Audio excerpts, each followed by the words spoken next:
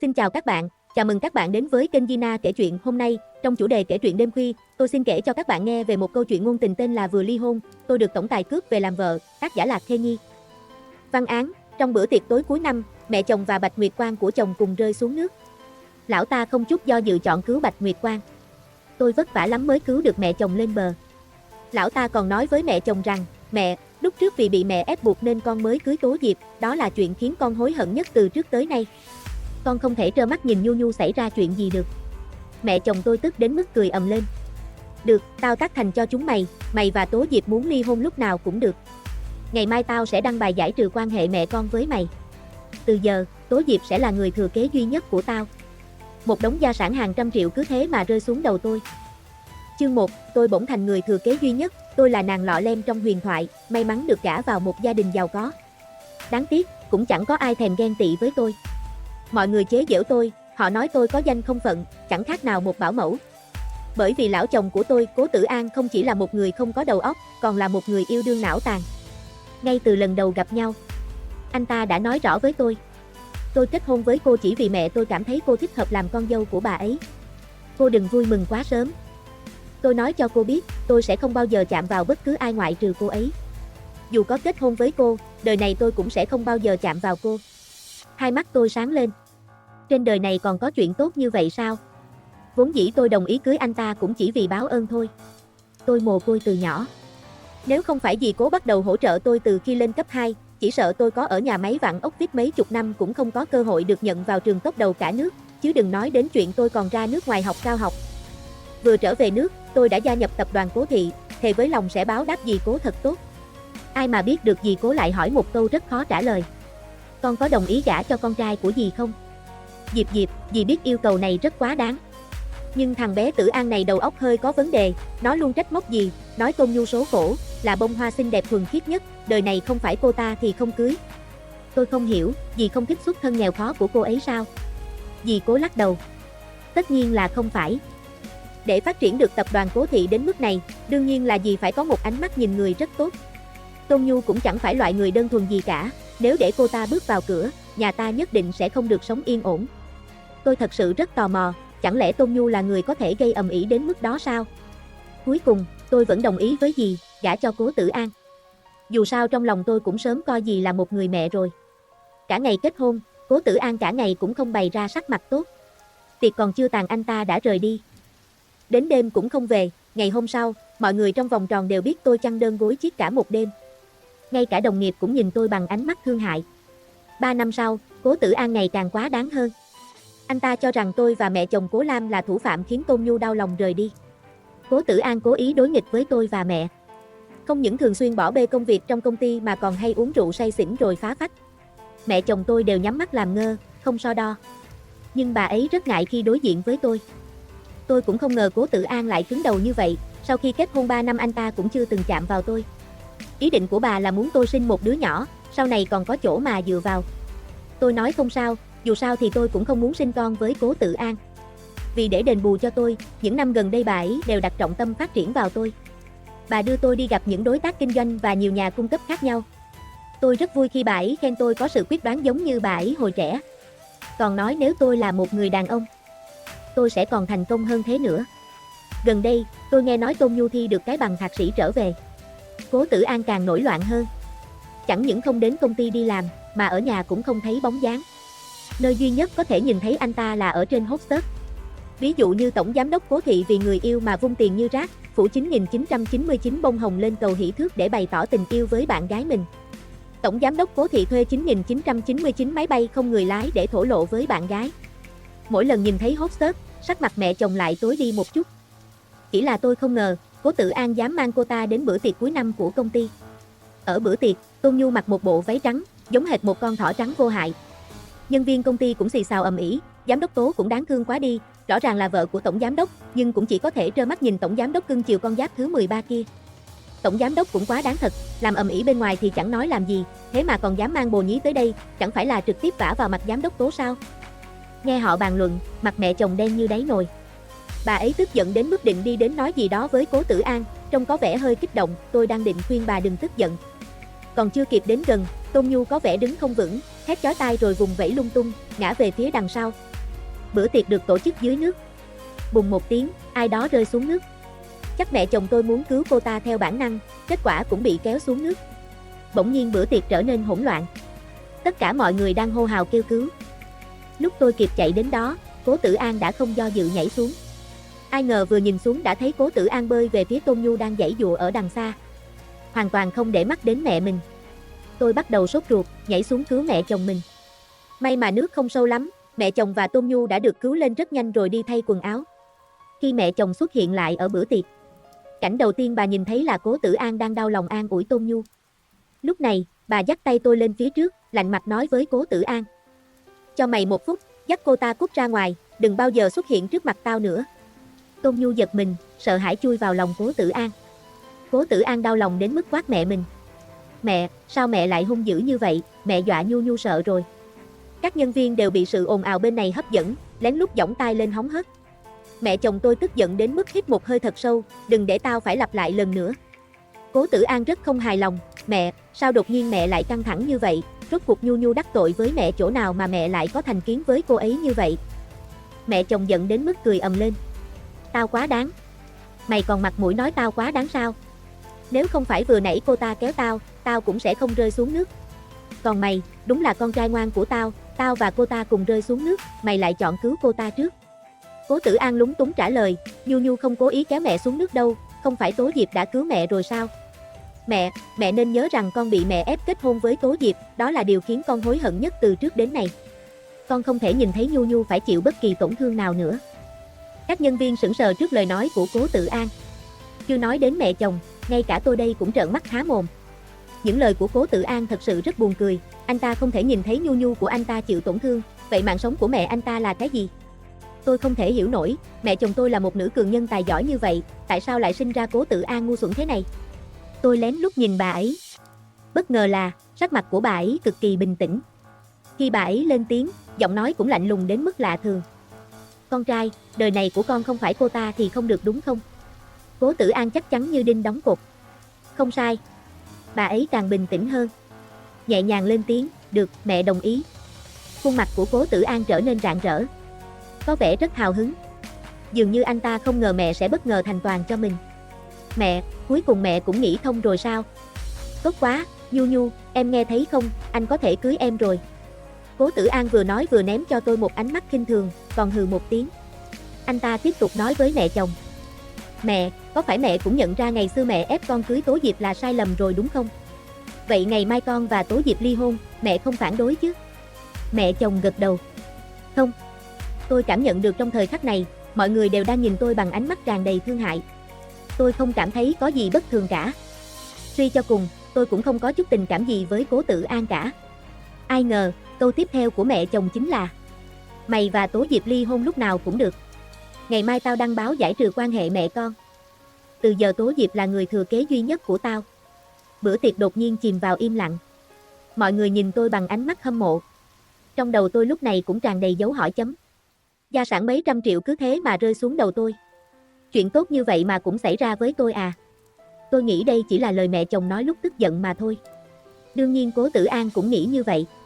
Mẹ đừng giận, hôm nay con sẽ đưa Nhu Nhu đi, mấy hôm nữa sẽ đến gặp mẹ sau. Anh ta dắt Tôn Nhu rời đi. Ai ngờ, ngày hôm sau, mới sáng sớm bà đã gọi điện thoại cho Cố Tử An. Bà ấy nói anh ta đến cục dân chính trước 10 giờ 30 phút. Cố Tử An nghĩ đến ly hôn nên lập tức đến đúng giờ. Anh ta đến một mình, có lẽ anh ta cũng biết nếu mang theo Tôn Nhu đến thì sẽ làm bà ấy tức giận. Không chờ nổi nữa, anh ta thúc giục tôi vào ly hôn.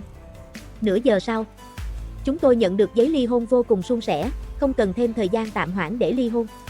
Tôi cũng cảm thấy nhẹ nhõm một cách khó hiểu. Nói thật, tôi chưa từng muốn lấy chồng, càng không thích kiểu người yêu đương não tàn giống Cố Tử An. Sau khi nhận giấy chứng nhận ly hôn, Cố Tử An tỏ vẻ cao cao tại thượng nói với tôi. Nhu Nhu rất thích căn nhà mẹ tặng chúng ta, ngày mai cô dọn ra ngoài đi. Tôi đang định gật đầu thì mẹ chồng khịt mũi. Bà cầm ra một túi hồ sơ. Người nên chuyển đi là mày đấy, giấy chứng nhận cắt đứt quan hệ mẹ con ở sẵn đây rồi, hộ khẩu của mày đây, từ giờ tao với mày không có quan hệ gì nữa. Thẻ của mày tao cũng đóng băng rồi, từ giờ mày cũng không phải là tổng giám đốc của tập đoàn Cố Thị nữa. Cố Tử An không tin nổi. Hốt hoảng nhận lấy túi tài liệu. Bên trong là đơn thôi việc được chuẩn bị trong đêm, còn có cả những tài liệu về việc chấm dứt hợp đồng lao động, thu hồi cổ phần chia hoa hồng, thu hồi tài sản đứng tên. Cuối cùng là hộ khẩu của anh ta. Chương 2, bất ngờ được đại bốt để mắt tới, giờ này Cố Tử An mới nhận ra mức độ nghiêm trọng của vấn đề. Mẹ đừng dọa con. Tại sao mẹ lại không thích Tôn Nhu? Hay là Tố Diệp đã nói xấu Tôn Nhu với mẹ? Tôi muốn đá cho anh ta một phát. Anh ta tưởng ai cũng rảnh như anh ta sao? Mẹ chồng còn kiệm lời hơn cả tôi. Không phải dọa, tao nuôi mày lớn như vậy đã là làm tròn trách nhiệm của mình rồi. Từ giờ về sau chúng ta không liên quan đến nhau nữa. Cố Tử An giống như một đứa trẻ bị chiều hư, tự lừa mình dối người lắc đầu. Con không tin, con là con trai duy nhất của mẹ không thể đoạn tuyệt quan hệ với con. Nếu mẹ không thích Nhu Nhu, vậy thì con tái hôn với Tố Diệp là được chứ gì, không cần cho Nhu Nhu danh phận nữa. Con cũng biết mẹ thích có cháu trai, nếu vậy, con cùng Tố Diệp sinh một đứa là được chứ gì. Tôi cảm thấy cực kỳ ghê tởm. Không nhịn nổi nữa, tôi lập tức thốt ra. Xin lỗi, tôi tình nguyện kéo bừa một người qua đường để kết hôn cũng không muốn tái hôn với anh. Mẹ chồng và Cố Tử An đều kinh ngạc nhìn tôi. Họ không ngờ tôi lại ghét Cố Tử An đến mức đó. Tôi không muốn giả vờ nữa, cuối cùng cũng quay sang nói với mẹ, có thể đây là lần cuối cùng con gọi người là mẹ. Con thật sự cảm ơn mẹ đã quan tâm và bảo vệ con đến tận bây giờ. Trong lòng con, mẹ chính là người thân duy nhất. Nhưng mà, kết hôn với Cố Tử An cũng không phải cách để báo đáp người. Con thật sự không muốn tái hôn với Cố Tử An. Bà ấy hơi kinh ngạc, thậm chí có chút đau lòng. Diệp, là mẹ không tốt, mấy năm nay để con khó chịu rồi. Bà vừa nói xong, Cố Tử An liền mắng tôi. Tô Diệp, cô đừng có mà không biết xấu hổ. Cô nghĩ mình là loại mặt hàng đắt tiền chắc, tôi cưới cô là phúc tổ 70 đời nhà cô. Cô nghĩ xem, ngoài tôi ra còn có ai có giá trị ngang hàng với tôi thèm cưới cô sao? Tôi đang định đáp trả. Một giọng nói trầm ấm mang theo một chút không hài lòng phát ra từ bên cạnh. Anh có tư cách gì mà thay tôi lên tiếng? Tôi quay đầu lại. Những gì tôi nhìn thấy là một người đàn ông cao, gầy, ngũ quan sắc nét. Anh ta không hài lòng nhìn Cố Tử An. Tôi và mẹ chồng giật mình. Bà ấy vội quay sang hỏi thăm. Khương Tổng, sao ngài lại đến đây? Tôi vội chào anh. Cố Tử An thì nuốt nước bọt. Bởi vì Khương Tổng trong miệng mẹ chồng chính là Khương Hàn, chẳng những gia thế hiển hách, lắm tiền nhiều của mà còn nổi tiếng về thủ đoạn trên thương trường, đặc biệt là giỏi chọc tức người khác. Gần đây, có một hạng mục hợp tác với tập đoàn Khương Thị, bản thảo cũng đã bị anh ta bác bỏ không dưới 5 lần. Khương Hàn nói nếu lần sau còn chưa làm anh ta hài lòng, anh ta sẽ yêu cầu trưởng nhóm viết lại dự án trước mặt anh ta. Không may, trưởng nhóm dự án lại là tôi. Khương Hàn vô cảm nhìn mẹ chồng tôi, hung hăng nói, Cố Tổng, con trai của bà muốn hại tôi đoạn tử tuyệt tôn. Cố Tử An vừa tức giận vừa bối rối. Tôi nói muốn hại anh đoạn tử tuyệt tôn khi nào? Khương Hàn cười lạnh. Anh nói ngoài anh ra không có ai chịu cưới Tố Diệp. Lời này của anh không khác nào đoạn tuyệt nhân duyên của tôi và Tố Diệp. Lỡ đâu cô ấy bị lời của anh làm cho tổn thương, cô ấy tự nghĩ mình kém cỏi, tự ti không dám gả cho tôi, vậy thì khác nào anh hại tôi đoạn tử tuyệt tôn. Đừng nói là mẹ chồng và Cố Tử An. Ngay cả tôi cũng không hiểu chuyện gì đang xảy ra. Sao anh ta có thể tự tin nói những lời này vậy? Tôi nhìn vào khuôn mặt đẹp trai kia. Có phải tôi nhận nhầm người không nhỉ? Cố Tử An tức lắm nhưng vẫn không dám nói gì. Chỉ nhỏ giọng phản bác. Khương Tổng, ngài đừng nói giỡn, người như ngài sao lại có thể để ý đến Tố Diệp chứ? Tôi còn chưa kịp tức giận, Khương Hàn đã tức giận thay tôi. Anh lạnh giọng nói, anh nghĩ anh là con giun đũa trong bụng tôi à? Cho rằng tôi không thích Tố Diệp sao? Mẹ chồng tôi càng kinh ngạc hơn. Mặt tôi đỏ bừng lên. Không phải đâu. Chẳng lẽ Khương Hàn lại? Tôi. Cố Tử An không nhịn được, thốt ra. Khương Tổng, ngài thích Tố Diệp thật sao? Tôi len lén vểnh tai lên nghe. Ai ngờ Khương Hàn lập tức lắc đầu. Không phải. Đó, biết ngay mà, tôi biết ngay chuyện này không thể xảy ra mà. Tôi và Khương Hàn chưa từng tiếp xúc với nhau, không thể có chuyện nhất kiến chung tình được. Nhưng mà, một giây sau, Khương Hàn thốt ra một câu khác, dựa vào cái gì mà anh nghĩ tôi không muốn kết hôn với cô ấy? Tôi mở tròn mắt, gần như không thể tin được mà nhìn Khương Hàn. Tôi nghĩ mình đang bị ảo giác. Ý của Khương Hàn là gì? Anh ta nói muốn cưới tôi. Khương Hàn, anh bị điên rồi sao? Chúng tôi cùng lắm mới chỉ gặp ở mấy yến hội vài ba lần. Cả mẹ chồng tôi cũng rất ngạc nhiên. Chợt, Cố Tử An cười ha hả. Anh ta nhìn về phía Khương Hàn với vẻ kinh thường. Còn chật chật tiếng. Kỹ năng trang điểm của nước ta thật tuyệt vời, có thể đến mức này luôn. Anh ta cười lạnh, nói với tôi. Tố Diệp, đây không phải Khương Hàn đúng không? Mẹ tôi và cô cũng trâu bò thật, tìm được một người thật sự giống Khương Hàn như vậy. Tố Diệp, cô cũng thật buồn cười, cô nghĩ thuê một người đóng giả Khương Hàn đến đây thì cô sẽ bớt nhục đi một chút đúng không? Đừng nói Cố Tử An hoài nghi Khương Hàn trước mắt này là đồ giả. Vì tôi cũng không khỏi nghi ngờ. Dù sao tôi cũng nghe giang hồ đồn thổi, Khương Hàn 28 năm chưa từng chạm vào phụ nữ, nhiều người trong giới còn nghi ngờ anh có bệnh kính. Không thể nào có chuyện Khương Hàn đột nhiên lại yêu tôi và muốn cưới tôi được. Nhưng Khương Hàn trước mắt này lại lạnh lùng liếc nhìn Cố Tử An. Tổng giám đốc Cố thị đúng là ngu ngốc y như lời đồn. Cố tổng, có một người thừa kế như anh ta, tôi nghĩ tập đoàn Cố thị sẽ không tồn tại được lâu nữa đâu. Sắc mặt mẹ chồng thay đổi. Bà ấy như là hiểu được những gì mà Khương Hàn đang ám chỉ, vội mở miệng xin lỗi. Xin lỗi, Khương tổng, tôi và Cố Tử An đã đoạn tuyệt quan hệ. Từ giờ nó và nhà họ Cố không còn quan hệ gì, mong ngài giơ cao đánh khẽ. Cố Tử An liếc mắt, mở miệng mắng. Vẫn còn diễn được à? Tố Diệp, rốt cuộc cô hạ thuốc gì cho mẹ tôi mà khiến một người lớn tuổi như bà ấy lại cùng cô làm loạn? Khương Hàn nhìn Cố Tử An như nhìn một tên ngốc. Có vẻ anh ta đang muốn rời đi. Một trợ lý vừa nghe xong điện thoại chạy đến bên cạnh Khương Hàn, nhỏ giọng thì thầm. Bố, Ngũ thiếu gia hôm nay không đi đăng ký kết hôn mà đi chụp ảnh cưới. Khương Hàn lạnh mặt, không cảm xúc nói với lão Ngũ, trong vòng nửa năm tôi không muốn nhìn thấy nó nữa. Nói xong, anh ta và thư ký cùng rời khỏi đó. Cố Tử An nhìn thấy mặt của thư ký đó, sắc mặt lập tức thay đổi. Dù sao trong giới cũng không ai lạ gì Khương Hàn và thư ký của anh ta. Mẹ chồng đi đến, tát cho Cố Tử An một phát. Nếu nhà họ Cố bị mày làm liên lụy, nhất định tao sẽ không tha cho mày. Sau đó bà đưa tôi về nhà. Việc đầu tiên bà làm sau khi về nhà là công bố bà đã đoạn tuyệt quan hệ với Cố Tử An, để cho chắc chắn thì bà còn đầu tư mua thêm hostess. Nhất định phải để Khương Hàn nhìn thấy. Bà cũng nghiêm túc hỏi về mối quan hệ của tôi và Khương Hàn. Bà ấy nói rằng Khương Hàn không hề vô hại như vẻ bề ngoài. Nếu anh ta muốn làm nhà họ Cố sụp đổ, vậy thì nhà họ Cố ngay cả cơ hội phản kháng cũng không có. Đã từng có 2 công ty từng giở trò sau lưng Khương Hàn. Chưa đầy nửa tháng sau, 2 công ty đó đã phá sản, nợ nần chồng chất, đến giờ vẫn chưa có cơ hội xoay chuyển. Nhìn sắc mặt của mẹ, xem ra bà thật sự rất lo lắng. Tôi lắc đầu, con và Khương tổng thật sự không quen biết. Tôi an ủi bà. Gì, người cũng tuyên bố ra ngoài rồi, có lẽ Khương tổng sẽ không để chuyện này trong lòng nữa đâu. Nghe được lời nói của tôi, bà rất đau khổ. Diệp Diệp, sao con lại gọi mẹ là gì?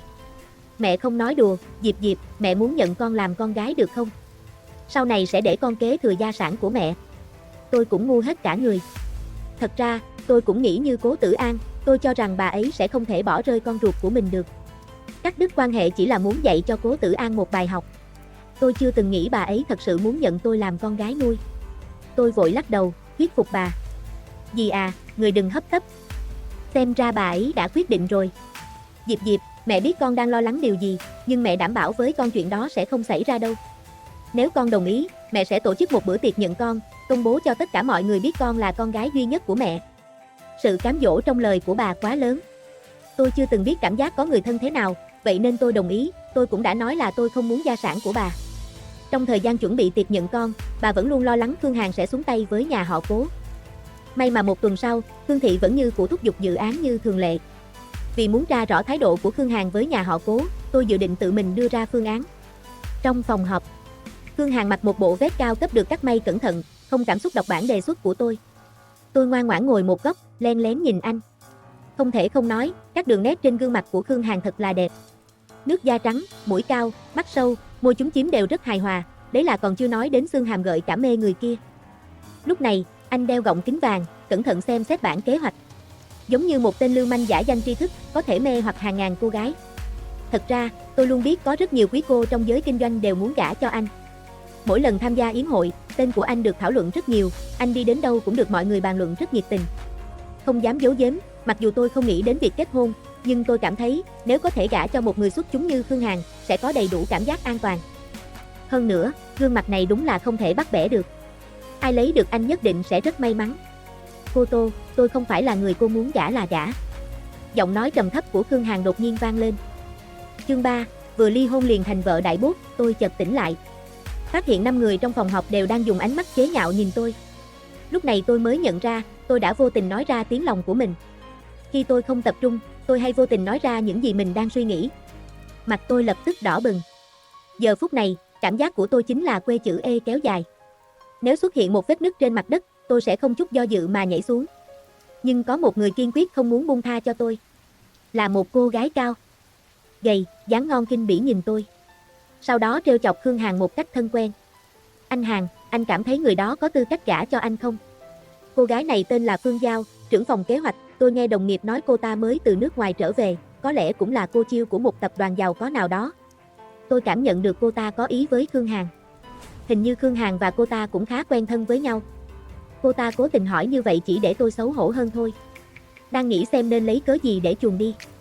Khương Hàn đột nhiên dùng ánh mắt thâm thúy nhìn tôi. Dửng dưng nói, ít nhất là người như cô Tô mới đủ tư cách gả cho tôi. Cả phòng họp đột nhiên im lặng. Mọi người há hốc mồm, hoài nghi nhân sinh có phải mình nghe nhầm không? Tôi cũng há mồm đến mức cầm suýt thì rớt xuống đất. Khương Hàn, anh vừa nói cái gì? Phương Giao tủi thân cắn môi, gượng cười quay sang Khương Hàn. Anh Hàn, anh lại nói đùa đúng không? Khương Hàn không cảm xúc liếc nhìn cô ta. Nhìn tôi giống nói đùa lắm à? Còn nữa, đang trong thời gian làm việc, gọi tôi là chủ tịch hoặc là bốt. Khi nói, anh ấy không để cho bất cứ ai có cơ hội phản bác. Anh ấy cứ nhìn tôi chằm chằm với ánh mắt không hài lòng. Cô Tô, phương án này không hợp lý, cô theo tôi đến văn phòng, tôi muốn xem, dưới sự giám sát của tôi cô có dám viết ra những phương án hỏng bét như thế này không? Tôi như bị sét đánh. Dưới ánh mắt thương hại của tất cả mọi người, tôi ù cạc cạc đi theo Khương Hàn đến phòng làm việc. Khương Hàn ra hiệu cho tôi ngồi vào chỗ của anh ấy. Sau đó, anh ấy đứng ra đằng sau, thật sự yêu cầu tôi phải viết ra phương án trước mặt anh ấy. Đầu óc tôi trống rỗng. Ngẩng đầu theo bản năng, vô tình chạm phải ánh mắt sâu thẳm mang theo nụ cười bí ẩn của anh. Tôi ngẩn người. Khương Hàn đang cười sao? Tôi chưa kịp nhìn kỹ thì anh đã nghiêm mặt giễu cợt. Thế nào, cô cảm thấy trên mặt tôi có phương án hay sao mà nhìn kỹ như vậy? Chắc chắn nụ cười vừa rồi tôi nhìn thấy chỉ là ảo giác. Tôi lấy lại sự tập trung. Bắt đầu hỏi. Khương Tổng, ngài cảm thấy phương án của tôi không phù hợp chỗ nào, có thể gợi ý cho tôi một chút được không? Khương Hàn nhướng mày. Anh ấy nghiêm túc cầm bản phương án lên. Lật ra sau, tùy tiện chỉ vào một chỗ. Những sản phẩm ở đây đều có màu xanh lục. Cô có biết tôi ghét nhất là màu xanh này không? Chẳng khác nào bị cắm sừng. Đờ cờ mờ, tôi có rảnh đâu mà đi tìm hiểu xem anh yêu thích hay ghét màu gì chứ. Mà sao tôi cảm giác Khương Hàn đang ám chỉ cái gì ý nhỉ? Cuối cùng tôi nhận ra thái độ của Khương Hàn đối với tôi không đúng lắm. Nhưng rõ ràng chúng tôi không quen biết, tại sao anh ấy lại nhắm vào tôi? Để thăm dò anh, tôi mỉm cười chuyên nghiệp và gật đầu. Vậy, ngoài vấn đề màu sắc ra thì ngài còn có chỗ nào không hài lòng không? Khương Hàn nheo mắt, rất không vui vẻ, chỉ bừa vào mấy chỗ. Ở đây, còn cả ở đây nữa, tất cả đều mơ hồ, mập mờ, lập lờ nước đôi, lúc nào cũng có thể tùy tiện thay đổi. Cô phải hiểu rõ, điều tôi quan tâm nhất là phải rõ ràng, là cam kết. Một khi hứa với người khác thì phải giữ lời, nói được phải làm được. Không biết có phải ảo giác của tôi không, khi anh ấy nói đến hai từ giữ lời thì cắn chặt răng, hình như trong lòng còn có chút oán giận. Lần này cho dù ngu ngốc đến mấy tôi cũng phát hiện phương án bị trả về 6 lần không phải là vấn đề của phương án, mà là tôi đã không cẩn thận đắc tội Khương Hàn rồi. Tôi đột ngột đứng dậy, quay sang phía Khương Hàn. Anh ấy gần như bị giật mình trước hành động của tôi, con ngươi co lại trong giây lát. Ngẩng đầu lên tôi mới phát hiện, tôi đã đứng quá gần anh ấy. Tôi vô thức lùi lại mà quên mất phía sau có một chiếc bàn gỗ. Tôi vấp phải nó và suýt ngã. Một cánh tay mạnh mẽ choàng qua eo tôi, kéo tôi lại. Tôi vô tình nhào vào lòng Khương Hàn, khoảng cách gần như vậy có thể ngửi rõ mùi thơm nhàn nhạt trên người anh. Bên tai truyền đến một giọng nói lo lắng. Cẩn thận! Sao vẫn hấp tấp như khi còn bé vậy? Nghe được lời này, tôi ngẩn người. Khi còn bé? Tôi ngẩng đầu, chăm chú nhìn anh. Anh biết em hồi bé sao? Anh là ai?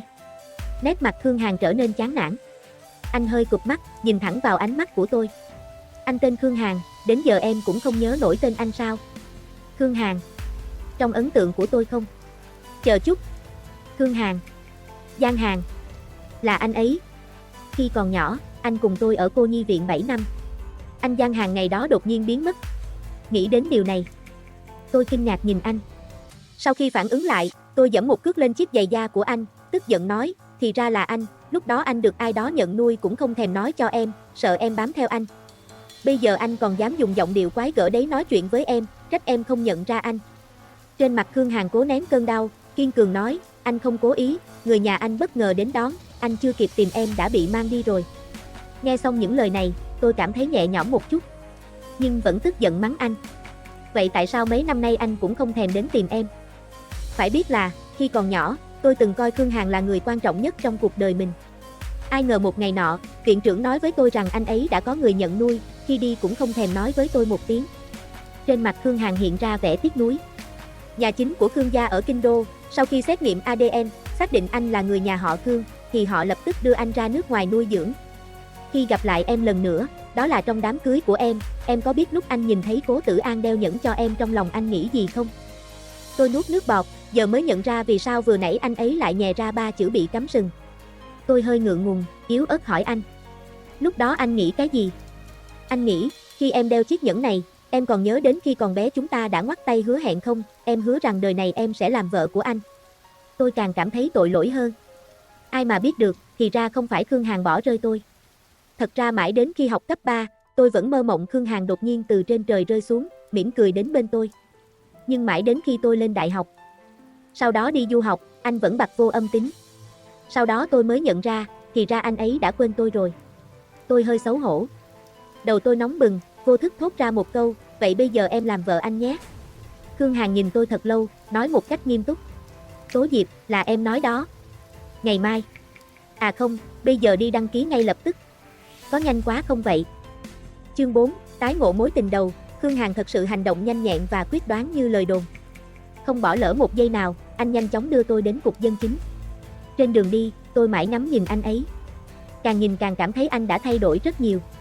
Khi Khương Hàn còn nhỏ, tóc mái hơi che đi đôi mắt to tròn như quả nho, làn da trắng nõn, đặc biệt mũm mĩm đáng yêu. Bây giờ các đường nét trên gương mặt anh trở nên sắc sảo, góc cạnh, lạnh lùng lại tuấn tú, các đường nét đẹp đến mức không thể rời mắt. Ngay cả yết hầu cũng lộ ra vẻ gợi cảm. Điểm Khương Hàn lớn giống Khương Hàn bé duy nhất còn lại chính là anh ấy vẫn luôn nổi bật như vậy. Nghĩ đến đây, tôi bỗng cảm thấy mình thật kém cỏi. Anh không ngại. Giọng nói của Khương Hàn đột ngột vang lên. Tôi ngẩng đầu lên, ngây ngốc nhìn anh. Cái quy gì vậy? Hình như tôi lại vừa vô tình nói ra tiếng lòng của mình đúng không? Còn chưa kịp phản ứng, Khương Hàn đã dịu dàng nhìn tôi. Sau đó anh đưa tay phải ra, vuốt vuốt mái tóc tôi. Mặc kệ em có gả qua bao nhiêu lần, trong lòng anh, em vẫn mãi là công chúa nhỏ. Có thể là do bàn tay trên đầu quá ấm áp, tôi đột nhiên cảm thấy hơi tủi thân. Chóp mũi chua chua, hốc mắt cũng đỏ lên. Tôi lẩm bẩm hỏi anh. Tại sao anh không về sớm một chút chứ? Khương Hàn đau lòng nhìn tôi. Xin lỗi, tại anh đến muộn. Ngày tôi đăng ký kết hôn với Cố Tử An, tôi không có cảm xúc gì cả. Nhưng lần này, khi chụp ảnh với Khương Hàn, chỉ một cái chạm nhẹ của anh ấy cũng khiến tim tôi đập loạn nhịp. Khi cầm tờ đăng ký kết hôn trên tay, đầu óc tôi trống rỗng. Tôi không ngờ mình sẽ kết hôn một lần nữa, người này còn là người duy nhất đã từng ẩn sâu trong trái tim tôi. Đến khi tôi kịp phản ứng, Khương Hàn đã đưa tôi về nhà anh. Anh dắt tôi đến phòng ngủ chính. Từ giờ em ngủ ở đây, anh ngủ phòng bên cạnh.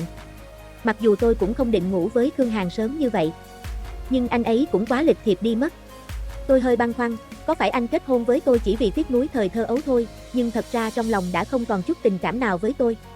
Không ngờ sau khi đăng ký kết hôn với Khương Hàn, cuộc sống của tôi lại thay đổi nhiều như vậy.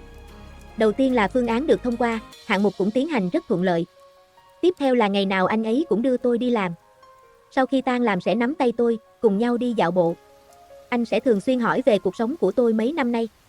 Thỉnh thoảng, anh sẽ kể về cuộc sống của anh khi ở nước ngoài. Cuối cùng là, vào mỗi cuối tuần anh sẽ đưa tôi đi hẹn hò, lúc nào cũng dắt tay tôi. Nhiều lần tôi cũng cảm nhận được, anh ấy muốn hôn tôi. Nhưng không biết vì sao, anh ấy vẫn luôn kiềm chế. Tôi cho rằng mình vĩnh viễn sẽ không thích ai nữa, hóa ra chỉ vì lúc đó người tôi thích chưa xuất hiện, người này còn đặc biệt hơn, từ bé tôi đã thích anh. Mới ở bên Khương Hàn 1 tháng, tôi đã vô tình chìm đắm vào hạnh phúc này.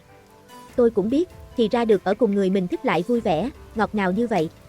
Nhưng mỗi lần anh ấy kiềm chế không hôn tôi lại không nhịn được nghĩ thầm, có phải anh ấy không hề thích tôi, thậm chí còn ghét bỏ tôi từng gả cho người khác hay không? Khi yêu thường dễ mất đi lý trí. Câu này quả nhiên không sai. Buổi tối, tôi trộm thăm dò Khương Hàn. Tôi nhấp vài ngụm rượu trắng, mượn cơn say này cố tình chạy vào phòng anh. Tôi đẩy anh xuống giường, tức giận hỏi. Khương Hàn, anh có thích em không? Ánh mắt Khương Hàn rơi vào bình rượu trong tay tôi. Nói một câu. Uống rượu. Tôi không nhịn được nữa, mắng anh. Anh đừng nói nhảm nữa.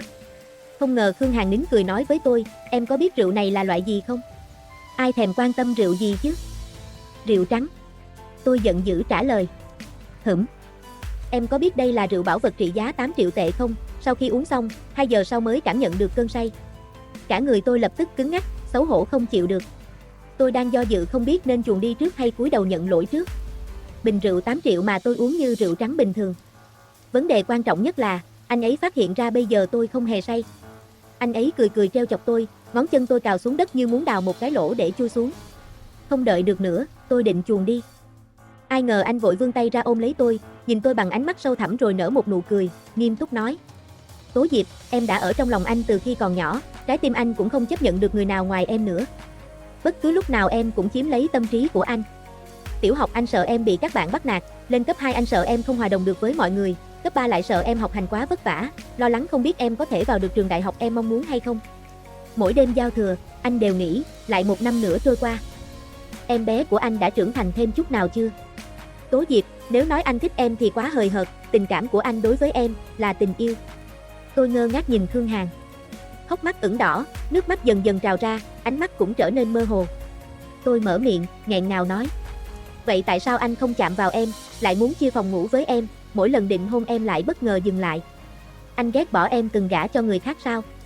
Khương Hàn hiện lên vẻ đau lòng, lấy tay nhẹ nhàng lau nước mắt cho tôi, anh thở dài, bất đắc dĩ nói. Em lúc nào cũng nghĩ linh tinh, nếu anh ghét bỏ em thì tìm em làm gì, ghét bỏ em thì kết hôn với em làm gì. Anh chỉ nghĩ sau khi tổ chức hôn lễ mới bắt đầu những chuyện đó. Nghe xong, trong lòng tôi cảm thấy đặc biệt ngọt ngào. Nhưng ngoài miệng vẫn không tha, nhanh chóng lắc đầu, em không tin, em nghe nói mấy năm nay anh không gần nữ sắc, cũng chẳng gần nam sắc. Nếu anh không phải ghét bỏ em, vậy chắc chắn thân thể anh có vấn đề. Tôi còn chưa nói xong, trời đất quay cuồng, Khương Hàn đặt tôi dưới thân. Ánh mắt anh trở nên nguy hiểm. Em còn muốn trêu chọc anh không?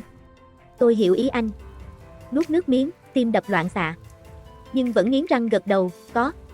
Tôi muốn nói thêm chút gì đó, nhưng Khương Hàn đã dùng môi chặn lại. Khi tỉnh lại đã là buổi chiều. Tôi cảm giác toàn thân như bị một chiếc xe cán vào người, không thể cử động được. Khương Hàn cẩn thận bưng cháo đến cho tôi. Tôi hơi thẹn thùng, không ngờ tới đêm qua Khương Hàn lại hung mãnh như một con sói.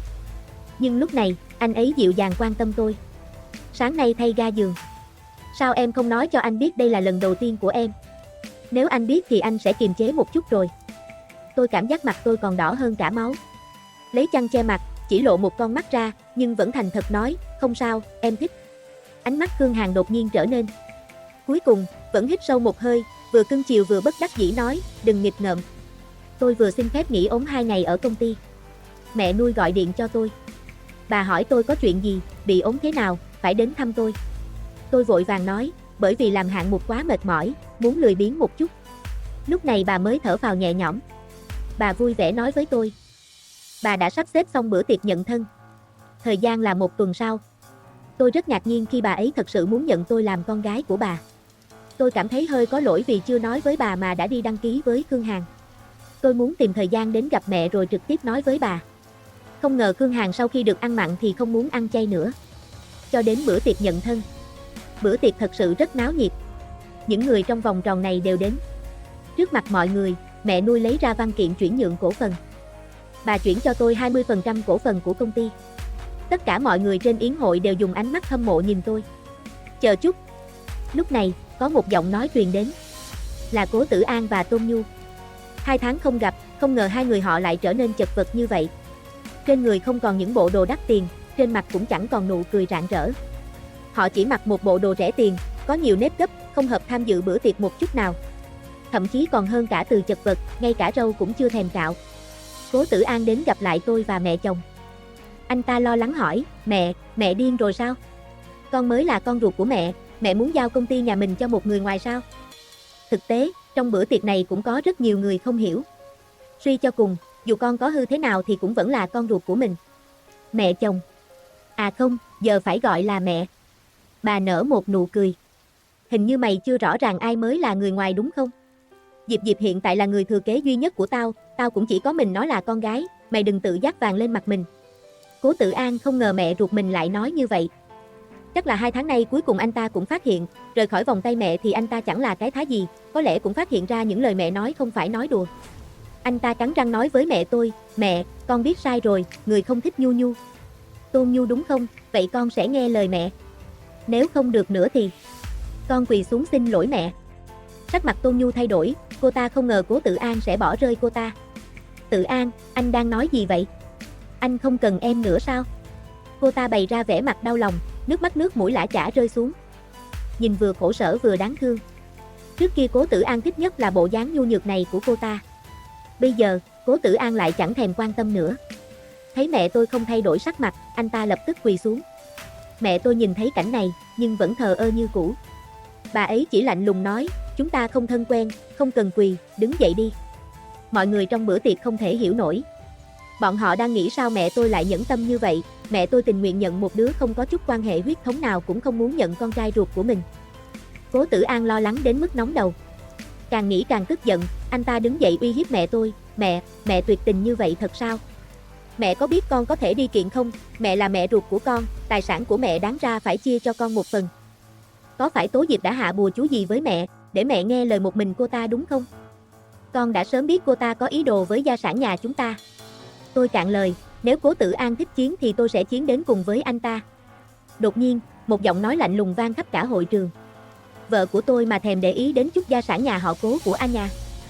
Tất cả đều nhìn về phía âm thanh phát ra. Là Khương Hàn cao gần 1m9 đang bước đôi chân dài tiến về phía tôi, khi nhìn thấy anh, họ ngạc nhiên đến mức muốn rớt cả hàm xuống đất. Bọn họ lặng lẽ bàn luận. Anh ấy vừa nói đến vợ anh ấy. Là nói Tố Diệp sao? Khương Hàn đến gần, kéo tôi vào lòng để đánh dấu chủ quyền. Cố Tử An và mẹ tôi hoàn toàn ngây ngốc. Cố Tử An không tin được, hỏi tôi, Tố Diệp, cô và anh ta có quan hệ gì? Khương Hàn cười. Anh có bị điếc không? Cô ấy là vợ tôi, tất nhiên chúng tôi là vợ chồng. Anh tuyên bố với mọi người, nhân tiện, mọi người đều ở đây, tôi tiện thể nói một chút, tôi và Tố Diệp đã đăng ký kết hôn. Ngày mùng 10 tháng sau sẽ tổ chức hôn lễ. Chào mừng mọi người đến tham dự. Mẹ tôi vội vàng nháy mắt với tôi, muốn biết chuyện gì xảy ra. Tôi cố gắng nhỏ giọng giải thích. Cố Tử An không nhịn được, vội vàng giơ tay giơ chân nói, mẹ, con đã bảo rồi, Tố Diệp nói cô ta đăng ký vào tháng trước, lúc đó con và cô ta vừa ly hôn. Tức là cô ta đã cấu kết với anh ta từ lâu rồi. Làm sao mẹ có thể giao gia sản của nhà mình cho một người phụ nữ lẳng lơ như vậy được chứ? Chắc. Cố Tử An còn chưa nói xong, một cái tê ác đã rơi vào mặt anh ta. Người đánh là mẹ tôi. Bà ấy lạnh lùng nhìn Cố Tử An nói, giữ mồm giữ miệng cho sạch sẽ vào, nó là con gái tao, không thuê mày sủa loạn. Cố Tử An bị cái tát này làm cho choáng váng. Anh ta suy sụp hét lên, mẹ nhìn cho rõ, con mới là con ruột của mẹ. Mẹ tôi thấy cảnh này, cuối cùng không nhịn nổi nữa, lạnh giọng nói, sai rồi, tao không phải mẹ ruột mày, chỉ là nhận nuôi thôi. Trước kia sợ mày nghĩ nhiều nên mới không nói ra. Tất cả mọi người đều ngạc nhiên. Cố Tử An không phải con ruột của mẹ tôi. Bà tiếp tục nói mới nhớ. Cũng nên cảm ơn Tôn Nhu, nếu nó không kéo tao xuống nước, tao cũng không biết được mình nuôi một con sói mắt trắng. Nhờ cô ta, cuối cùng tao mới quyết định cắt đứt quan hệ với mày. Sói mắt trắng, Bạch Nhãn Lan ý chỉ những người vong ơn bội nghĩa, tâm địa tàn bạo, đây là bữa tiệc nhận thân của nhà họ Cố, không mời mày đến. Bảo vệ, đến đưa bọn họ ra ngoài đi. Bảo vệ nhanh chóng đi tới, kéo Cố Tử An và Tôn Nhu ra ngoài. Cố Tử An còn chưa hồi phục sau cú ép Cố C khi phát hiện mình không phải con ruột của mẹ tôi. Anh ta vừa bị kéo đi vừa trợn mắt nhìn Tôn Nhu bên cạnh, cờ hờ gửi ầm lên. Tất cả đều do con tiện nhân này hại tao. Tất cả là do mày. Anh ta còn chưa kịp phát tiết xong thì đã bị ném khỏi yến hội. Sau khi bữa tiệc kết thúc, dưới sự hỏi han của mẹ, tôi kể hết những gì xảy ra trong khoảng thời gian này cho bà nghe. Bà ấy nghe xong thì hết sức vui mừng. May mà không làm chậm trễ hạnh phúc của con, trước khi đầu óc của mẹ có vấn đề, lúc đó mẹ cảm thấy nếu để con kết hôn với tên sói mắt trắng đó thì có thể sửa đổi được tính tình của nó. Tất cả là tại mẹ, hại hai đứa đến giờ mới gặp lại nhau. Tôi mỉm cười. Mẹ sao vậy, ngay từ đầu con đã đồng ý với mẹ rồi, đây không phải lỗi của mẹ. Khương Hàn nói được làm được. Anh ấy cho tôi một đám cưới thật hoành tráng. Mọi người đều ngạc nhiên khi một người đàn ông như Khương Hàn lại kết hôn với một người phụ nữ đã từng ly hôn như tôi. Tôi không quan tâm đến ánh mắt của người khác, chỉ vui mừng vì Khương Hàn đã xuất hiện. Anh ấy xuất hiện, cho tôi biết được thế nào là hạnh phúc thật sự. Toàn Văn Hoàng. Trên đây là câu chuyện ngôn tình, vừa ly hôn, tôi được tổng tài cướp về làm vợ, tác giả Lạc Khê Nhi. Các bạn cảm thấy thế nào? Nếu có ý kiến đóng góp, các bạn vui lòng ghi dưới phần comment để chúng ta cùng nhau bàn luận về câu chuyện. Xin cảm ơn các bạn đã theo dõi, thân ái chào tạm biệt và hẹn gặp lại các bạn trong những câu chuyện tiếp theo.